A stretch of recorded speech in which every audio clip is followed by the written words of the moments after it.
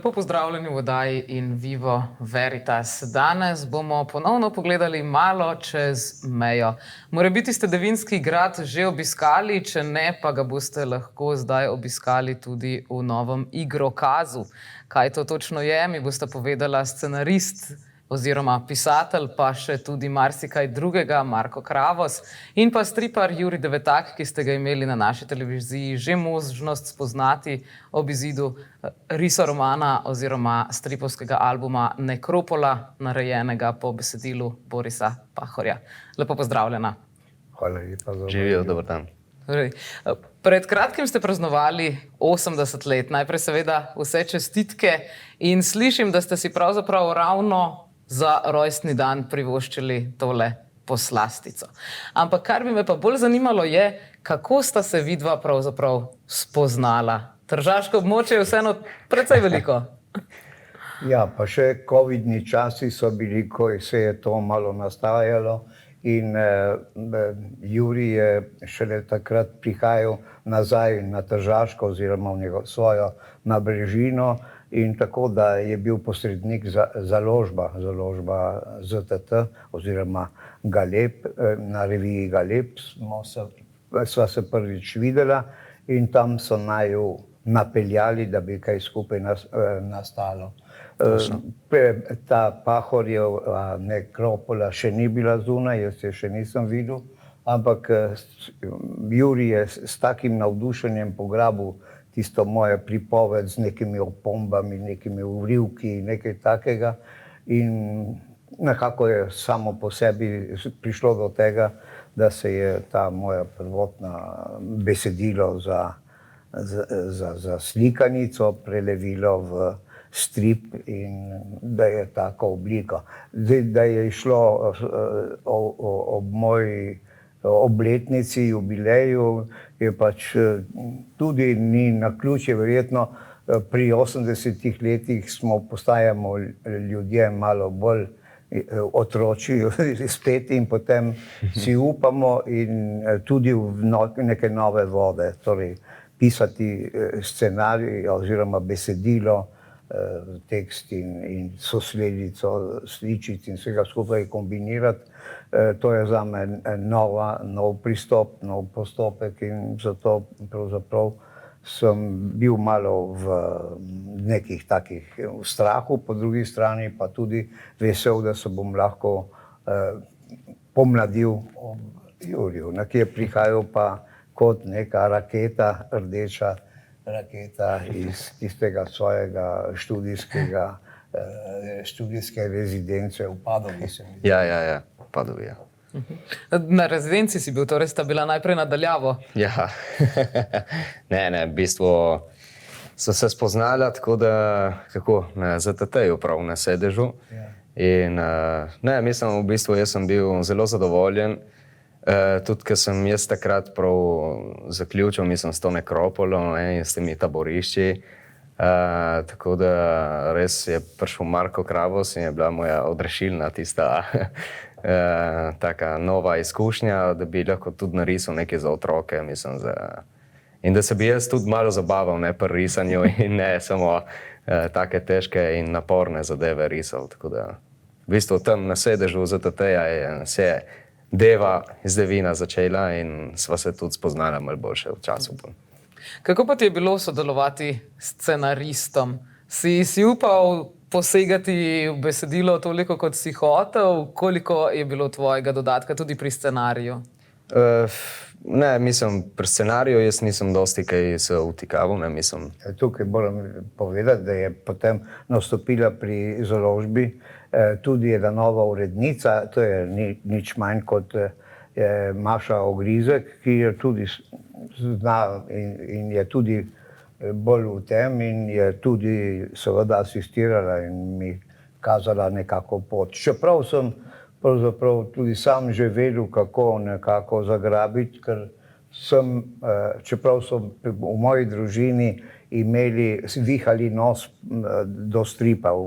V prvih povojnih letih je bilo to še tako nizka literatura oziroma razvrednotenje knjige kot pojava kulturnega pojava.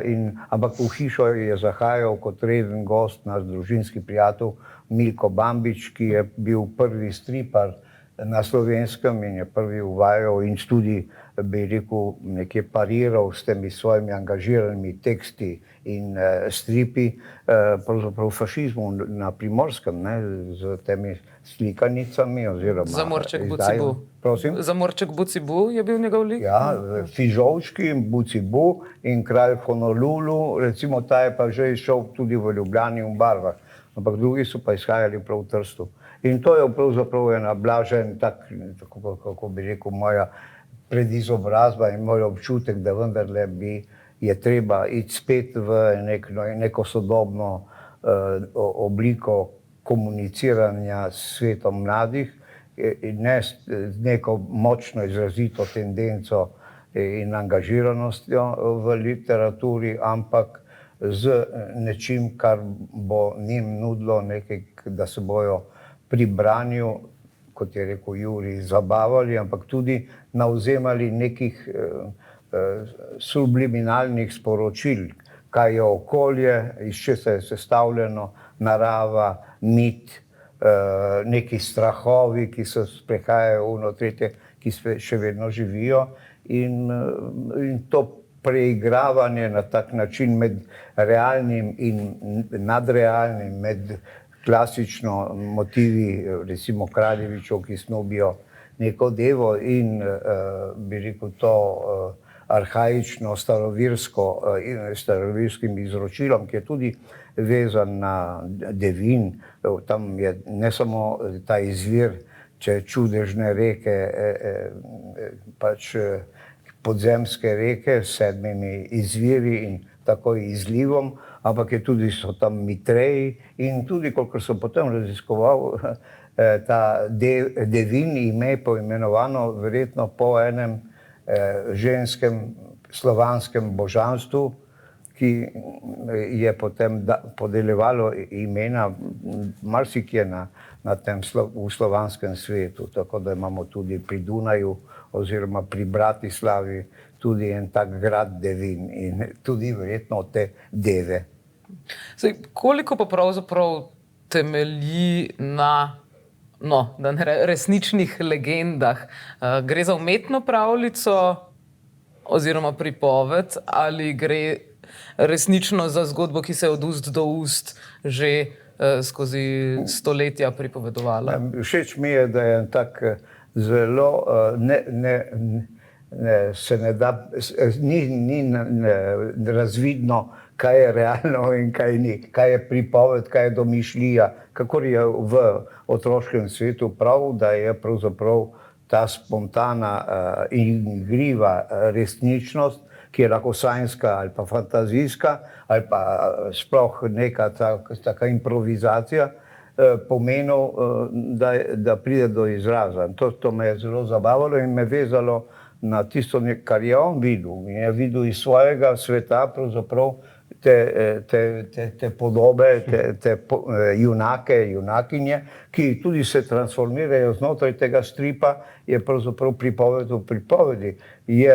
So otroci, neka šolska društva, neko društvo, ki si izmisli, da bo igralo, da pravilo igrico na motivih, kako pridejo 3 snubci do deve na Devinu, ki jih čaka gor, in se dogaja to kakor v klasični dramatiki na istem mestu in seveda v teku enega 24 ur kresne noči.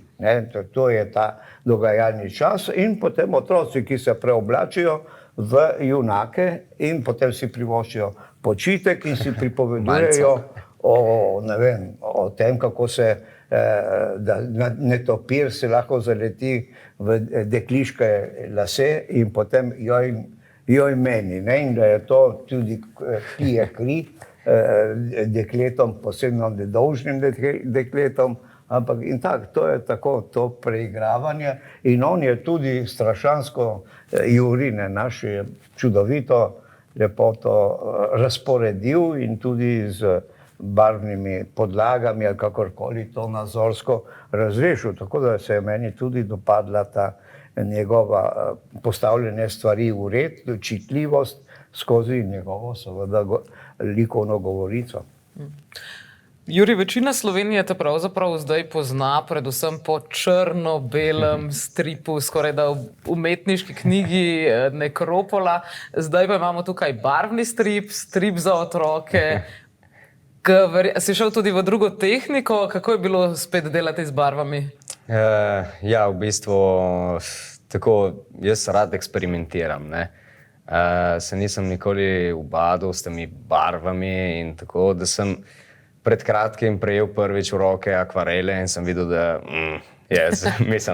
nisem tako priden še pri akvarelih, tako da sem probal pa z digitalno tablico raje pobarvati in to mi je bilo zelo, lažje in enostavnejše, ne. Tako da, ja, z barvami, to devo z Devina, itak smo pač morali pobarvati, ne. V črno in beli obliki ne bi izgledalo niti tako igrivo, ne bi izgledalo neki, in si pač se cela zgodba dogaja na odru in sem imel že v mislih take lepe, močne barve, žive barve, tako da v bistvu, ja. Mi je bilo zelo, zelo luštno tudi prav to, da je bila ta zgodba na odru in zelo originalna. Tako oder, ne. Zelo originalna tako zgodbica, ne, v bistvu, po mojem, tako. In pač, ja, v redu, Kakšen je bil pa tvoj razmislek zadaj, glede na to, da delaš zdaj za otroke? Si uporabljal bolj otroške proporce telesa, mogoče kaj takega? Ja, v bistvu, vse sem mogel pogledati, ne, tudi prvič, ko sem jaz narisal, ko sva se že enkrat jaz in Marko menila, ne, za to devo. Pač Deva je bila, ni bila luštna deklica, ne, je res. Tako da pol sva malo komentirala in pač mi je rekel tudi Marko, da je narisati malo lepše, ne, da bo izgledala tudi malo lepša, ne. In ker tudi je posredno, je v duhu časa, ko se valorizira ženski element in ona je protagonist in ne samo da parira proti trem snubcem, ampak tudi se menjuje pričesko, menjuje ime v teku dneva. Enkrat je take barve, enkrat je in mora biti nekaj takega malo bolj prešona, ne. Ja. Ti si jo pa želel narisati kot staro grdo čarovnico? Bolj taka groteksna, ne, itak, je bila grša, malo več kilov, ne, imela. Malo je tukaj, recimo, ne, tukaj videti,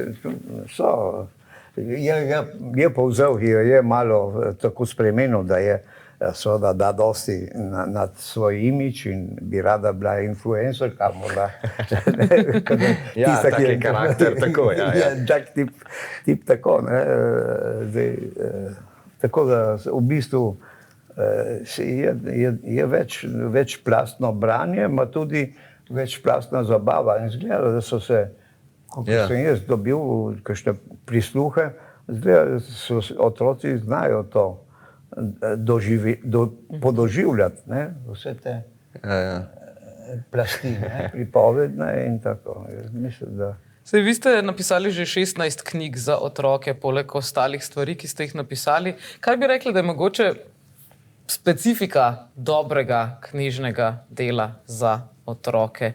Nekaj knjig je vendar šlo skozi vaše roke, tudi pri bralni znački ste verjetno še vedno aktivni? Ja, predsednik sem, moram biti, če so me v to postavili, v ta prestol, moram migati, ja, tudi in si prizadevati. Mi je všeč, da sem bil najprej bralec, strasten bralec kot otrok in tudi v najstniških letih, potem, da sem začel pisati in objavljati, ampak potem služba moja oziroma zaposlitev in kruh je bilo založniško delo. In zdaj v končni fazi seveda skrbim za bralno občinstvo, kar se mi zdi da je to normalno po te kurikulum vitae, kakor bi si ga človek lahko želel in je to v bistvu dokumentira tudi mojo, bi rekel, privrženost literaturi. Kar ste pa spraševali o tem, kako in kaj je specifično to pisava za otroke.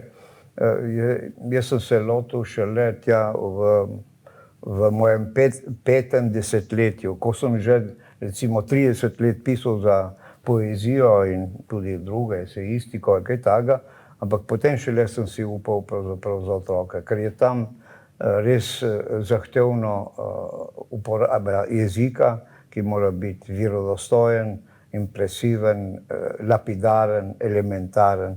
In te stvari so ravno tako tudi skozi podobe, da ne slediš recimo samo dojemljivosti in modnemu, da posreduješ to samo otroku, ampak nasprotno, da ga vlečeš nekaj, da ga v lastno kreativnost, soustvarjalnost. In to je, če ne, je nepošteno v odnosu do mladega bralca, ampak samo v bistvu strežeš neki industriji nekega oblike potiskanega papirja ali pa drugih oblik bralnega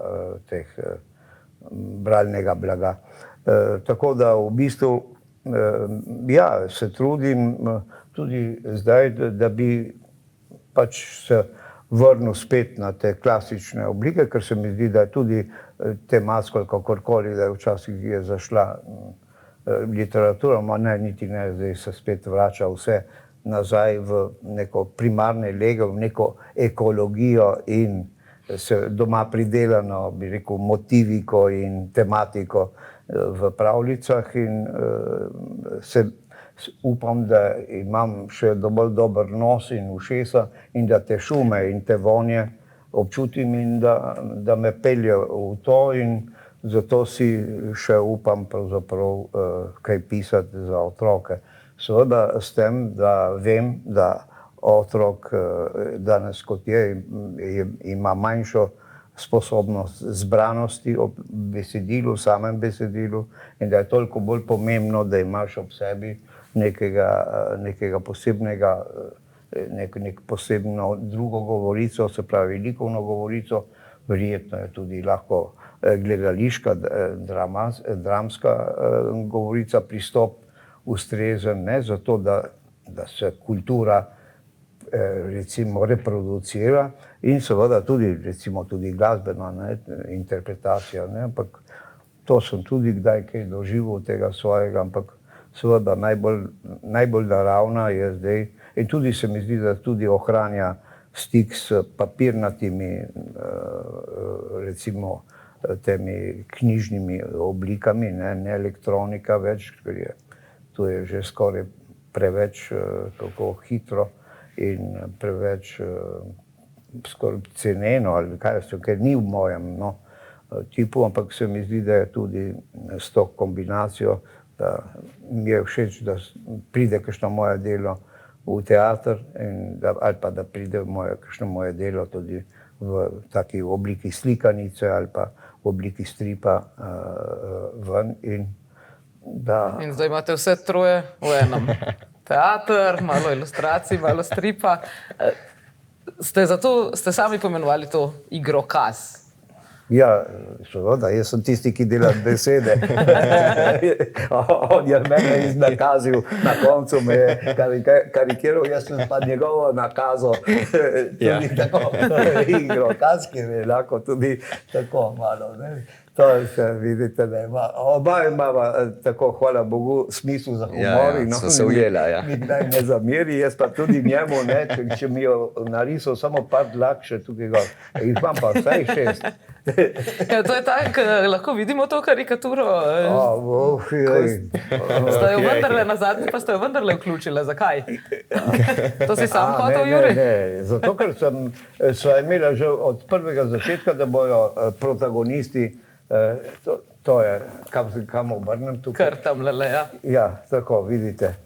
Tukaj je avtor tako besedila In to je ta naš mojster, ki je sebe napravil kot dvornega slikarja, kar je tudi prav. Ampak mene je dal na samotni otok, kjer potem nekaj žulim in tudi razmišljam o tem, če ima vse smisel to, kar imam. In tukaj je recimo tu moje besedilo v steklenici, ki jo potem pošiljam v glavnem tistim, ki seveda otroke nagovarjajo, da berejo, da jemljejo knjige, da kupujejo knjige in da še morda nesejo domov, da bodo tudi njihovi starši spet se naučili biti malo pri miru in se ukvarjati z nečim, kar je trajneje nekoga človeka bogati. Pa sicer ste uporabili tudi dialekt v stripu.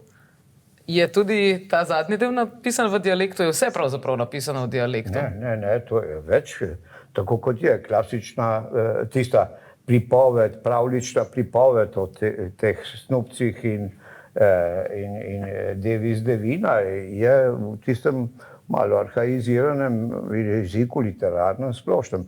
Tisto, kar govorijo otroci med sabo, je seveda v primorskem jeziku, materinščini, njihovi materinščini. Ne more ne biti tako. Zdaj, če je kje še kakšna beseda, kakšna druga taka, ne vem, ampak mislim, da je to tako, da je tudi po jezikovni plati mora biti verodostojno. Kot smo rekli prej, je važno, da se potem otroci enega in drugega učijo in sproščeno tudi uporabljajo in da vejo, kje so prave lege za pravi jezik. Če ti, ne vem, greš v cerkev, boš imel en jezik, ne, si Boga moliti, ne, da si Boga moliti in drugače je, če greš v oštarijo ali pa če si na šolskem dvorišču, ne. To je seveda veliko tudi nagovarjanje s tem, da si pri rabi svojega jezika domislen, ampak tudi sproščen. Ker najslabše je, da če potem, kot je tudi že nekje v osrednji Sloveniji, da preideš v kakšen drugi jezik, ne, ali v angleščino ali kaj takega, se tudi že to dogaja, ali pa se popolnoma ne ločiš in ne veš, da je pravzaprav, da s tem hodiš in se tudi uveljavljaš in sporočaš tisto, kar ti je pri srcu, in tisto, kar ti bo koristilo pri tvoji poti skozi življenje.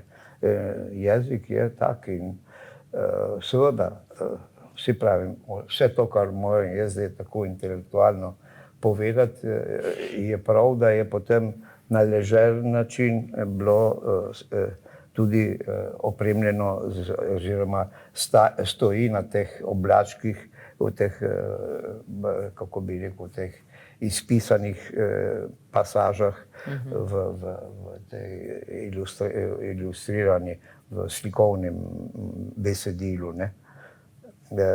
Te stvari so seveda, tako postanejo ne samo dialoške, ampak tudi totalno igrive. In danes se igrati tudi za otroka ni šala. Navadno so se navadili zlesti vase in slediti tistemu, kar je avtomatično na tem spletu ali pa v elektronskih medijih to nastavljeno zanje in tisto tekmujejo v hitrosti in površnosti. Medtem ko v bistvu je to, da govarja celo o kušanju sveta, ker tam je zadnji junak pripravlja ene vrste sira, katerega daje ene svoje travce in tista kuri kres, seveda, ki je kresni večer, ampak da brinjevo vejo gor, da poklja in da se širi tisti čaroben duh po brinju. Te stvari nagovarjajo tudi na senzualnost, na čutnost in tako. Literatura mora si zastavljati tudi take naloge in posebno v odnosu do mladih bralcev. Kako pa potem, zlahka si predstavljam, kako v italijanščini deluje primorski dialekt, ampak kako pa je bilo s prevodom v nemščino, kajti šla je knjiga v 3 jezikih In kako ste to reševali, naprimer v nemščini? Imajo tudi svoj dialekt. Ja, jaz to ne znam oceniti. Na vsak način je prevajala zelo dobra prevajalka, rekli so mi, da je odličen prevod s Koroškega. Za avstrijsko nemščino že tako in tako pravijo, da ni prava nemščina in zato vihajo nos nad koroškimi avtorji, slovenskimi, ki naj bi šli na Frankfurtu v svojih prevodih. Pravijo, ma to ni prav nemška nemščina, ne, iz Nemčije. Ampak seveda, meni se pa zdi, da so te periferni jezikovni pasovi zelo pomembni kot prehodi jezikovni in tudi kot odraz nekega mikroklime, mikrokulture. In zaradi tega verjetno tudi so proti temu korporativnemu, unifikatornemu knjižnemu jeziku, ki marsikdaj tudi postaja tudi papirnat ali pa neustrezen na znanstveni in šolski ravni morda že, ampak mi s knjigo, jaz bi želel da jih pospremim v okolje, smo rekli, da jih zaživijo, tako kot se vsi upiramo neki klaustrofobični primoranosti, ne, da se izoliramo ali zaradi covida, ali zaradi ne vem kakšne tudi političnih direndajev na Slovenskem in v Evropi in kar še bo, črnega in drugih mračnih barv, da se pravzaprav vrnemo v zeleno. In tukaj smo v pravem, spravimo zadjem. Tako. Omenili ste Frankfurt. Jurij, ti kot pravzaprav eden od zgolj 4 predstavnikov stripa in sorodne sekvenčne umetnosti, čeprav vem, potuješ v Frankfurt. Ja, potujem. Te je presenetilo, da so te takole povabili na to veliko gostovanje Slovenije kot častne gostje na knjižnem sejmu? Ja, sem bil zelo presenečen in sem zelo, zelo vesel, da grem, ne? In tudi, da bo pač nekropola šla v nemščini. To mi je bilo res veselje in zdaj pač ja, ne čakam drugega, evo, do Frankfurta. Mogoče že veš, kaj boš počel tam, koliko časa boš tam? Ja, zaenkrat, mislim, 4 dni bom tam. Tako da, mislim, par predstavitev bo in zdaj še nemščini? Ne bom v nemščini, ker jaz ne znam nemškega jezika, ne obvladam, tako da sva se tudi menila s tem založnikom v Nemčiji, da bi imeli predstavitev v angleščini.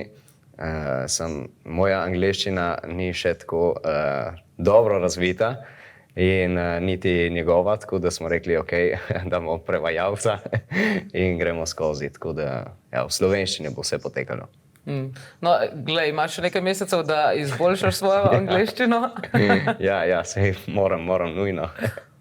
Vsekakor se mi je zdelo meni skoraj naravno, da če je knjiga takega pomembnega avtorja iz Trsta, ampak ki se nanaša prav na taborišča v Nemčiji in da je izpisana in tudi že bila kot knjiga prevedena in seveda objavljena v Nemčiji, da ne bi imela tudi ta stripovska izpoved ali interpretacija tudi prostora tam, ne. Ampak meni se zdi dejansko, ko sem to knjigo Jurijevo bral, sem se čudil njegovemu pogumu in čudil njegovi poetičnosti, kako interpretira zelo krute in zelo tako, bi rekel, res hude stvari, vendarle z eno tako milino, z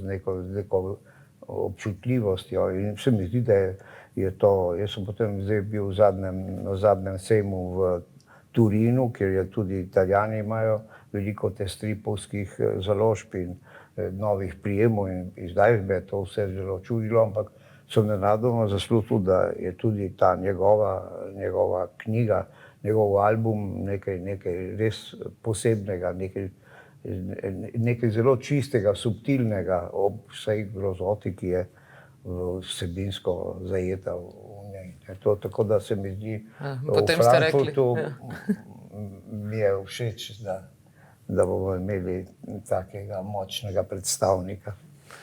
Potem, ko ste videli njegovo nekropoli, ste se rekli, človek, ki zna res dobro narisati taborišča, je zagotovo pravi za otroški strip. Ja, vse v tistem smislu, ker je tisto elementarno, tisto, kar je sporočilno, ne v gestah, ne v onih treh, ne v onih tretjih, ampak celo tisti teksti, ki so z pisalnim strojem izpisani noter, so tako grobi in zaradi tega tudi avtentični in potem s temi linijami, s temi črninami, sivinami, je to ena čudovita, kako bi rekel, oživiti te stvari, ki jih je treba potegniti iz človeške psihe, človeštva, kot bi morali živeti tudi s tem zavedanjem o teh možnostih, kako bi rekel, te stranpoti, teh hudih zablod. Ja, zato je sploh super, da je šlo tudi v nemškem jeziku zdaj. Kako pa to, da ste se odločili Devo iz Devina hkrati izdati v 3 različnih jezikih? Do česa takega pride zelo, zelo redko? Morda so se me malo so se mi hoteli pokloniti, malo so se me bali, ker jaz sem na tej založbi pravzaprav tudi svojih 25-26 let skoraj ustvarjal jo, ampak že takrat smo pa seveda se spogledovali z našo soseščino, in to je italijanska soseščina in koroška, nemška soseščina, in smo izdajali knjige, bodisi v sozaložbi, bodisi sami v Trstu. Tako da v bistvu je to naravno naloga založbe v Trstu, da iz svoje omejenosti manjšinskih tal in vrta, da skače, da sadi eno drevo, ki seže malo s krošnjo preko. In to se mi zdi, meni se je zdelo skoraj bi rekel, zelo pametno, zato ker je tudi vložek v sam natis tako ilustrirane oziroma stripovsko zastavljene stvari, je v bistvu tista sprememba jezikovnega koda, minimalen strošek in tako. In je treba pogumno, če veš in če si nekje z svojo ustvarjalno izkušnjo in verjameš v to svojo stvar, potem je prav, da tudi malo sežeš preko teh svojih zadev. Založba je prav to ravnala, kako bomo plasirali, ampak založba ZTT se je seveda povezala tudi z italijanskim partnerjem in na nemškem oziroma govornem področju Zdravo, ki je tudi že marsikaj storila za slovensko literaturo, tudi za tržaške avtorje, kdaj pa kdaj. Tako kot je prav, da se obrobja, obmejni prostori, pravzaprav prosto prestopamo meje, ampak se tudi dogovarjamo, kako bi ta svet napravili tako, bi rekel, varnega in gostoljubnega, da bi nam ob meji, ki smo veliko že zaradi svoje pozicije preskusili, da bi do kakšnih narodnosti ne prišlo več. To je tudi, kako bi rekel, ena taka refleks in refleksija za takim ravnanjem in takim vložkom, ker na vse zadnje ni to. Je en določen strošek in je seveda en določen trud, prizadevanje. In mi čutimo to kot nalogo na svojih ramenih, kot Tržačana, kot midva, tako kot verjetno bo Jurij tudi sam našel tudi še svoje poti, morda tudi v angleški in kakšni drugi prostor, morda na Kitajsko, kakor je prav. Ampak ja, zakaj ne? Vsi smo vedno bolj integrirani in vedno bolj drug od drugega odvisni in prav je, da gremo s kulturnim blagom, ne pa z neko finančnimi ali pa drugimi samo blagovnimi tokovi, ne? Ampak z ustvarjalnostjo. Čeprav ravno ta knjiga ima izjemen turistični potencial, se jo mogoče da dobiti na gradu v Devinu? Predstavili smo jo, zdaj upam, so že takoj tisti, ki imajo tam tudi to mednarodno šolo Združenega sveta, je na Devinu tam sedež, so že rekli, da bojo ne vem kakšno, da bi bil idealen tekst za ne vem kakšno operno izvedbo, ne vem kaj. Gotovo bo pa, seveda tam mora založba potem kontaktirati, če bi tam bilo v tistem kiosku, kjer prodajajo druge monografije ali kaj takega o gradu, da bi potem tudi bilo, to bi bilo zelo logično in tudi en res prodajljivo mesto, ker se da prodajati tako stvar. Drugače pa seveda, kot rečeno, to je zdaj en sunek v prazno, za vsa, midva oba se zdaj šele nekje sproščala tudi, ker je bilo naporno, tudi predstavljena je bila knjiga seveda za ob kresu, nekaj že prej zaradi mojega jubileja, ampak zdaj upam, da bo Jurij že malo kaj novega izdal. Se kaj kaže na obzorju? Ja, na obzorju. Naslednje leto bo. Naslednje leto. Ne smeš še ničesar povedati? Mislim, sodelovanje s pisateljem Tadejem Golobom in to je to. En strip, ena taka biografska pripoved zopet. To je to. To bi bilo moje naslednje vprašanje, če gre za biografijo. Ja, tako je. Mimogrede, si grad obiskal, torej ne samo za predstavitev, ampak tudi že prej, da si ga narisal? Ne. Ker jaz nisem uporabljal referenc za ta strip, tako da sem se igral res dosti s fantazijo, in sva se tudi veliko pogovarjala, kako bi izgledal grad, kako ne, tako da sem tudi marsikaj tako karikiral in ja, v bistvu res čim več fantazije sem tako hotel podati na list in se zabavati, tudi z barvami in pač z besedilom Marka Kravosa, ki mislim je duhovito tudi in meni je bilo perfektno, mislim, vse skupaj.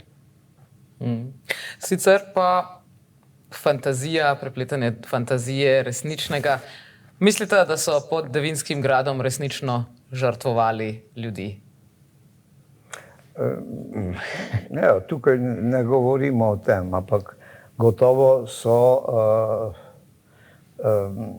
živeli vraščeni v to votlino, živeli z nekimi votlinami, ki so v zemlji, ampak tudi v človeku. Torej se pravi, da primarno verski čut, po neke presežnosti in sozvočju, s katerim te duhovi in ta duhovni svet mora tudi odzvanjati in nanj moraš reagirati, ga moraš na nek način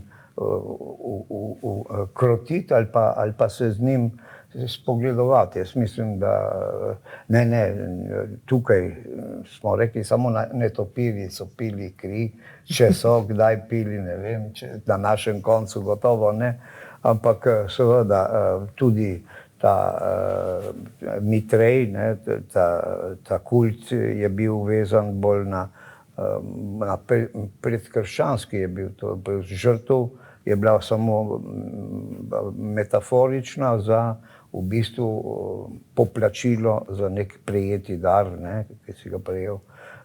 In upam, da je tudi tista deva iz nekega Olimpa slovanskega bila tako dobročudna, da ni bila kot Morana ali pa ne vem katera, ne, Krkoš, ne, tudi so taka imena, ampak ki nakazujejo tudi na to, da je slovansko ta božanski nabor bogov, da tudi ni ločeval prav točno med dobrim in slabim bogom, niti ne med ženskim božanstvom in moškim božanstvom. To stvari je lepo, ker je tudi v človeku tako nastavljeno, da smo se iz obeh polov ali pa iz teh različnih njans barvnih in tudi drugačnih nastavitev, iz dobrega in zlega tudi sestavljeni in moramo to znati, kako bi rekel, obrniti sebi v prid, sebi kot posamezniku, kot tudi neki skupnosti, v kateri se bomo počutili lepo in tudi radoživo. Pa gre res samo za slovansko mitologijo, pravzaprav s podobnimi nekakimi motivi se preigrava pravzaprav tudi William Shakespeare v Senu kresne noči, kjer je tudi magičen dan oziroma večer. Je vse integrirano, ker to pravzaprav nikoli ne veš, kje je neka stvar začela, ali je to indoevropskega izvora, ali je to slovansko, se je razvilo posebej. Vezano je gotovo na to, ne vem, če je to bilo eden od junakov je celo pastir, ni princ, drugi je mornar, je tudi lahko gusar, ker je tudi tam smo bili doma. Tretji je pa ne vem, kaj prihaja z Kranjskega in rogovilež. Sam sem bil na poto in objema medveda in medved ga hoče pogristi. Tako, to so tudi metafore za, bi rekel, kar nas dela po eni strani vezane na to zemljo, na to osnovo in pritlehnost, no, tako bi rekel. Na drugi strani pa vedno plezamo na kakšen devinski stolp devinskega gradu in se spogledujemo z nekim božanstvom, ki štrli proti svetlobi, ne, oziroma tam in nam tudi povzroča neko, kako bi rekel, neko strastno željo potem, ker menja barve, ono, tretje in še, in potem na koncu je ogenj kot kresna, ker je kresna noč in tudi noč, ne. Noč ima pa svojo moč, ne. To je v bistvu seveda preplet vseh teh motivov, to upam, da je dovolj enostavno in da ni forsirano, ne, da ni literatura. Ne sme biti literatura, mora biti igra, ne, igrokaz. Točno. Kaj točno naj bi pomenilo igrokaz pravzaprav? Ja, tako je. Vidite, to je, ja. Kaj bi pomenilo? Kaj bi to pomenilo, ja? Ja, mislim, da so že uporabljali, v slovarju gotovo je, ker to je igra, prizori iz prizorov, nekaj bolj primitivnega, ni drama, ampak je.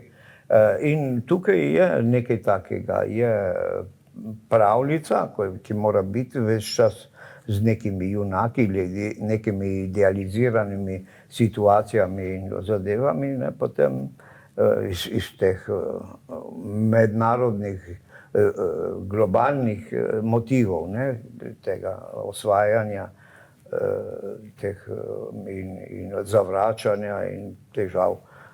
Potem pa seveda se te stvari pač izlijejo v knjižno obliko, kjer pa tudi potem založnik reče, dovolj je tak obseg.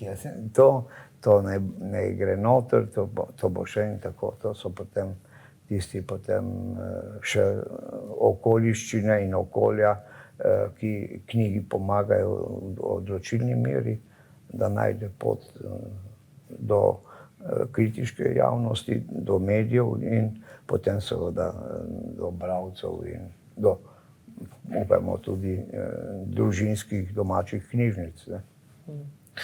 Ja, vsekakor. Ste pa naredili vse te prepletanja in vse to zgodbo precej sodobno.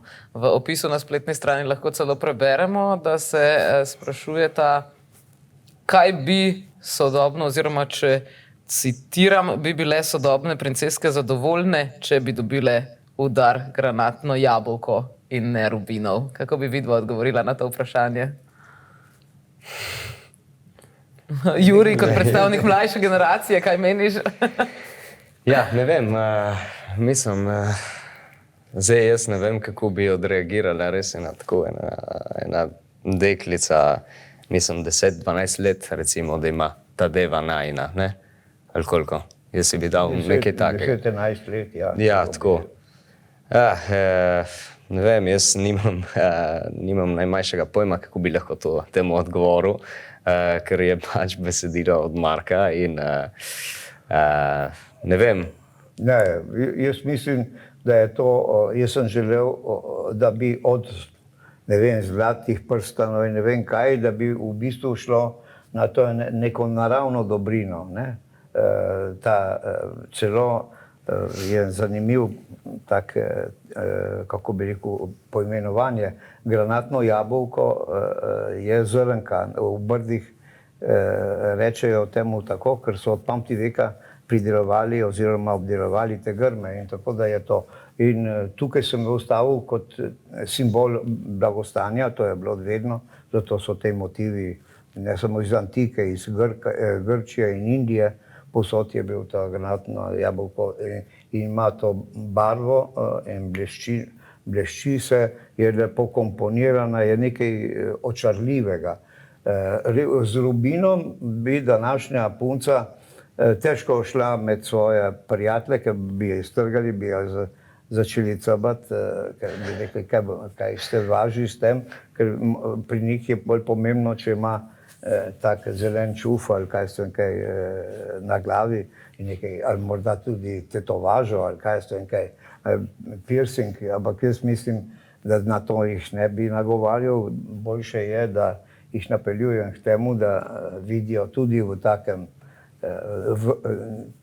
vrtnem sadežu pravzaprav eno dragotino, eno gesto, ki lahko opomeni, kot so enkrat morda pred 100 ali pa 200 leti pravili in s cvetjem, ne, rožo, posebnim rožo, ki je pomenilo to, ne, sporočilo. To je tak način, tako kot v bistvu je potem na koncu tisti sicer pastir, si mu mora pomagati sama princeska ali prinčeska, ker se ima samo s pričeskami opravka. Tudi ona potem mu mora pomagati, da pride potem do tistega, da on se potem pride do njene roke in za roke in karkoli je še takega. Seveda, to so te poigravanja tudi s temi današnjimi aktualnimi vprašanji. Poimenujmo to, kar je doma zraslo in bodimo vsi zadovoljni, naj nas očara. Ker če vi imate kdaj opravka s to zrnko in vidite, kako se razleti, in potem zrno po zrnu jeste, tisto okušate, in po možnosti v dvoje, potem boste videli, da je to tudi erotična igra in zato ni nikoli prepozno ali prezgodaj. Ob granatnem jabolku. Ampak tega dela pa ni, ne, v knjigi. Namigi so. Pri starih letih si tudi že kdaj se spozabimo, ne, tudi v tem smislu. In mislim, da tudi v tem smislu, če bi bil kakšen tak namig v tej knjigi, nisem se nikoli pomislil, se mi zdi, da kolikor ostaješ v mejah nekega naravnega, primarnega čustvovanja in čutenja, ne, in tudi slediš tem narekom, ki so v vseh fazah življenja človeškega prisotni, da v bistvu to je dobra literatura. Čutno-čustveni svet je gotovo dosti, kako bi rekel, onemogoča neke nasilja in premagovanja, poniževanja drugega, kakor pač razumski ali pa umetna inteligenca ali pa druge stvari, ki so pravzaprav povezane s tehnologijo, manipulacije z ljudmi. In v bistvu je biti, kako bi rekel, v svojem čustvenem svetu je tudi znak ene suverenosti in sproščenosti, svobode. In to je ključ do Torej, niste zagovorniki dajanja v vato mladega bralstva, da bi jim skrivali torej nekatere grozote odraslega sveta? Ne, jaz mislim, da je treba pogumno, polnokrvno in, kako bi rekel, tudi s trudom, da prikažemo to, da je lahko priložnost in tudi očarljivo vse to spopadanje nizkih in visokih, kislih in sladkih stvari v življenju. Ne, to jaz mislim, da bi bilo tudi ta vzgajati po lastnem kopitu od otroške ljudi, je eno dejanje zelo, kako bi rekel, eno znak ene določene, da ne verjameš niti v naravo in potek zgodovine, navsezadnje posegaš v noter, ampak v imenu ali države, ali ideologije, ali ne vem, nekaj religioznega ali kakorkoli.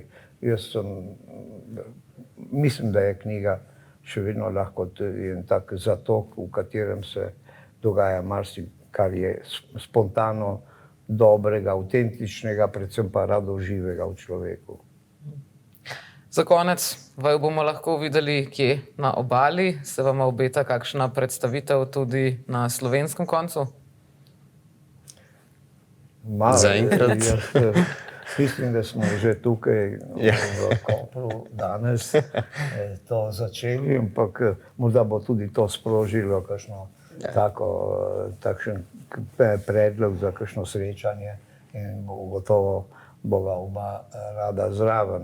Nekaj se je govorilo o Piranu, ampak ne vem, kako in kaj bo še tisto, ampak vse pravim, ta vaš medij, ki se mu zahvaljujem, vam osebno tudi, ampak bo gotovo pomagal, da bo knjiga prišla do bralcev in mi bomo porivali jo. Tudi osebno, če bo kdaj priložnost in tako. Tako. Le srečno pri vsem tem in hvala tudi vama, da ste se oglasila v studiu. Hvala lepa. Hvala. Tako, danes smo torej spregovorili o igrokazu Deva iz Devina, ki ga lahko najdete pri založništvu Tržaškega tiska, pri založbi Tržaškega tiska. Tako. Sicer pa lahko nas ujamete tudi v prihodnjih dneh na kanalu Megafon TV. Vidimo se prav kmalu, uživajte.